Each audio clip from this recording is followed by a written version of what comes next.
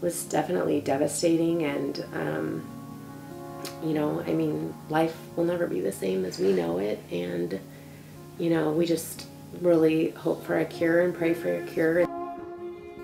I would say what our daily routine looks like for Blake. You know, he gets up in the morning, we check his blood sugar. Before breakfast, you give him his insulin, you check him 2 hours later, you check him before lunch, you give him his lunch insulin, 2 hours later you check him again, give him his dinner insulin, check him 2 hours after that, and again before bed, and then you know, during the night a couple of times.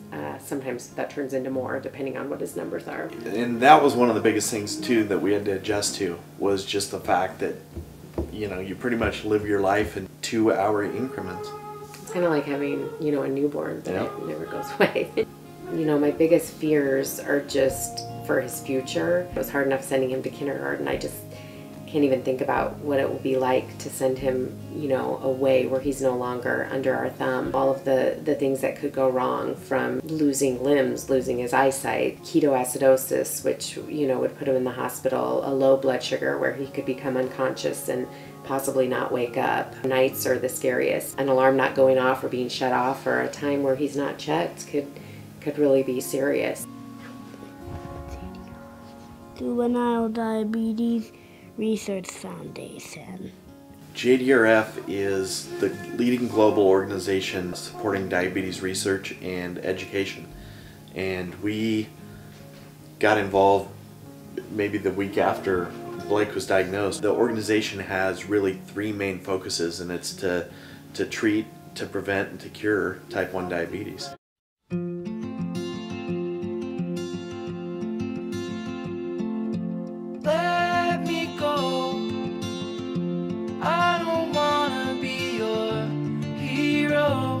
Last year was our first year as a team, Team Blake and Friends. It was a tremendous success. I mean, we were very fortunate to be able to raise over $18,000 for the organization. I mean, we were just overwhelmed and humbled by how much people seem to care. We hope to replicate that again this year. You couldn't be going to a better cause in JDRF.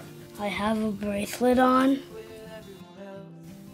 because I have diabetes, and it says I have type 1 diabetes. As far as advancements to treat this disease, I mean, I think we've seen a lot in the 18 months since Blake was diagnosed. We were doing manual insulin injections, and about 3 months ago, actually, we switched to, it's called an Omnipod. It's the first tubeless wireless pump on the market.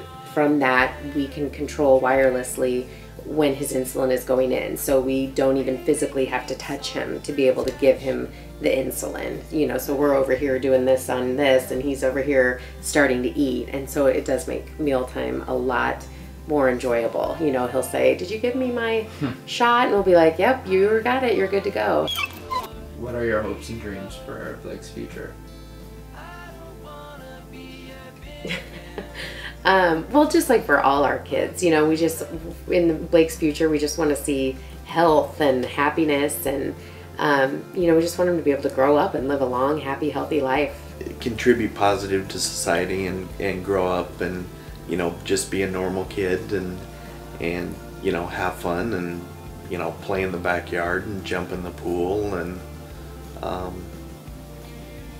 you know, just ultimately live a long, happy, healthy life. We don't ever want this to stop him. You know, a parent once told me, you know, if your answer to something that he wants to do would not be no if he didn't have diabetes, then it shouldn't be no because he does. We just really feel like it's worth raising the money and walking and doing what we can. I mean, how could you not? I mean, this is your child, and I mean, you really can't just say, you know, no thanks, we'll let somebody else do it. I mean, we just feel like we need to be a part of it and be out there and do our part so that someday the disease no longer exists.